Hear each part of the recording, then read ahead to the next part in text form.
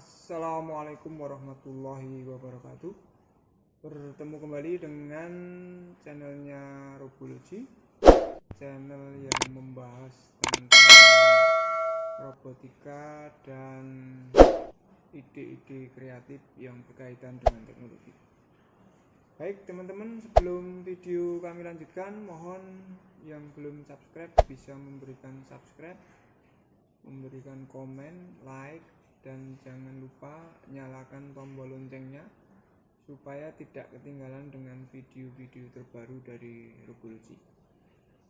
Bagi teman-teman yang sudah subscribe, kami ucapkan terima kasih.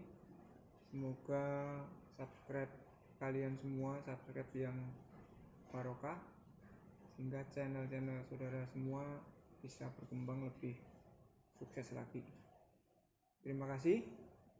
Sebelum kami lanjutkan, ada beberapa pertanyaan yang sering muncul di kolom komentar tentang robotika ya. Salah satunya adalah sejak kapan sebenarnya anak-anak itu bisa mulai belajar tentang robotik. Ini mungkin pertanyaan yang sifatnya general ya, jadi artinya bisa berlaku untuk siapa saja. Jadi begini teman-teman, selama ini mungkin kita berpandangan bahwa robotik itu lebih kita khususkan untuk orang-orang dewasa gitu ya. Namun sebenarnya belajar robotik itu bisa dimulai dari sejak usia dini sebenarnya ya. Ya, artinya kita mulai belajar pengenalan komponen-komponen, pengenalan struktur begitu ya, belum sampai ke pemrograman. Contohnya seperti ini ya, kalau di usia dini begitu, nah ini bisa digunakan sebagai media untuk belajar building ya, building robotik ya, dengan menggunakan peralatan yang ya cukup besar-besar ya. Kalau kita lepasin ya cukup besar-besar ya, sehingga anak-anak tidak akan kesulitan belajar dengan model-model seperti ini ya. Ini salah satunya memang kita gunakan untuk anak-anak supaya bisa berpikir secara terstruktur ya, bagaimana mengenal bentuk-bentuk ya, bentuk lingkaran, bentuk segitiga, kubus dan sebagainya ya, sehingga dia bisa menyusun menjadi sebuah model yang sesuai dengan keinginan mereka, misalnya mobil-mobilan, rumah atau model lainnya gitu ya. Ini saya contohkan aja yang kayak gini ya. Ini partnya besar-besar, jadi anak-anak senang gitu. Termasuk yang seperti ini ya. Seperti ini. Dan jenisnya bisa macam-macam, tidak hanya satu jenis ya. Banyak produsen, banyak provider yang mengembangkan untuk anak-anak gitu ya. Kemudian bisa juga yang model brick kayak gini ya, nyusun-nyusun balok gitu ya. Cuma ini terlalu kecil-kecil ini kalau untuk anak untuk anak-anak usia dini ya. Ada yang bricknya ini lebih besar-besar dari ini ya. Ya mungkin di bawahnya ini sedikit lah, di bawahnya ini sedikit. Kalau ini kan tematik ya, tematik sesuai dengan tema-tema. Nah, khusus ada yang brick khusus, jadi bukan tematik, jadi untuk umum gitu ya. Itu bisa digunakan juga, jadi nanti anak-anak bisa berkreasi dengan model-model tertentu ya. Itu tahap awal ya. Nanti kalau dia sudah senang di dunia kreatif kayak gini, bisa dilanjut dengan salah satunya model seperti ini ya. Ini robotik yang sudah ada motornya kayak gini, tapi belum ada programmingnya, jadi hanya bisa bergerak begitu ya. Partnya seperti ini ya. Bisa bergerak tapi nggak pakai programming, jadi jalan biasa. Tapi ini dalam satu box ini sudah bisa digunakan untuk berbagai macam model. Di satu box itu bisa bermacam-macam model ya, sesuai dengan tema yang ada di POK itu ya, karena setiap POK temanya berbeda-beda, tapi bisa sampai 40 sampai 50 model, jadi tidak bosan ya.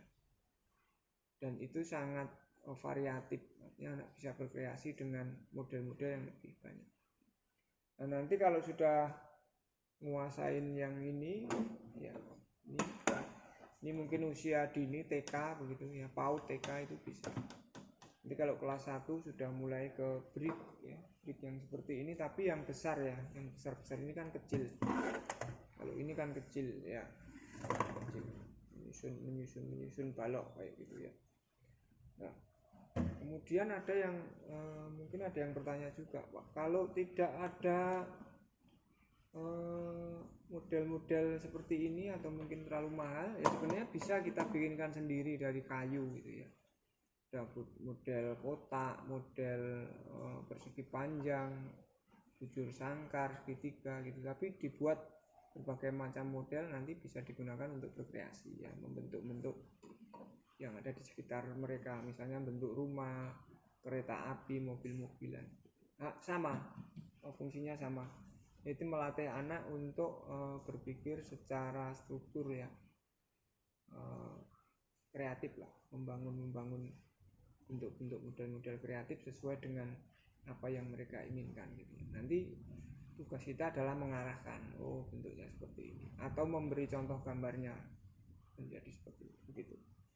Nah, kalau sudah agak dewasa, mungkin kelas 4, 5, 6, kita sudah bisa mengenalkan ke robot yang agak serius ya, misalnya menggunakan robot kit, Lego boleh, Gigo boleh, Fisher Teknik juga boleh, atau robot-robot Korea juga boleh. Ya intinya yang sudah ada programmingnya, ya, yang sudah ada programming. Jadi nanti selain mereka membuat struktur-strukturnya sudah jadi, nah baru kita perkenalkan programmingnya. Ya, programmingnya ya tentu saja programming yang ringan ya, yang mungkin bentuknya masih blok gitu ya. Kita ambil bloknya, kemudian motor A berputar berapa kali, nanti akan menempuh jarak berapa begitu.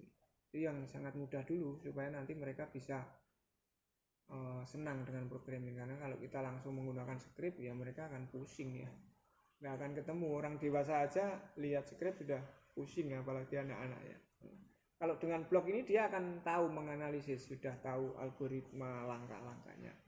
Oh, motor A berputar satu rotasi akan menempuh jarak sekian, speednya diatur misalnya 100 speed, ketemu begitu dan seterusnya.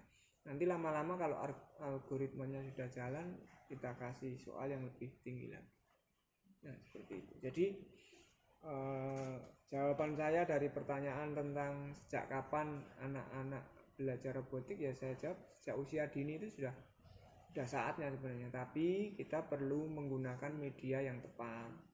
Jangan sampai usia dini langsung kita antem yang programming kayak gini, ya nanti pusing, nggak jadi belajar robotik, malah bisa-bisa dibanting ya. Nah, kalau seperti ini kan aman ya, dibanting pun nggak akan pecah, ini ringan juga ya.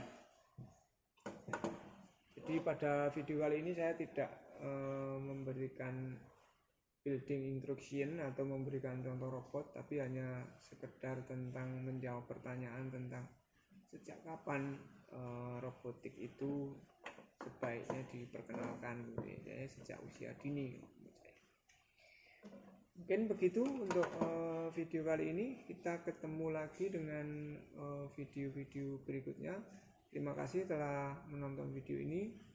Semoga video ini bermanfaat untuk kita semua, dan jangan lupa yang belum subscribe bisa subscribe supaya kami bisa mengembangkan channel ini lebih jauh lagi. Terima kasih. Wassalamualaikum warahmatullahi wabarakatuh.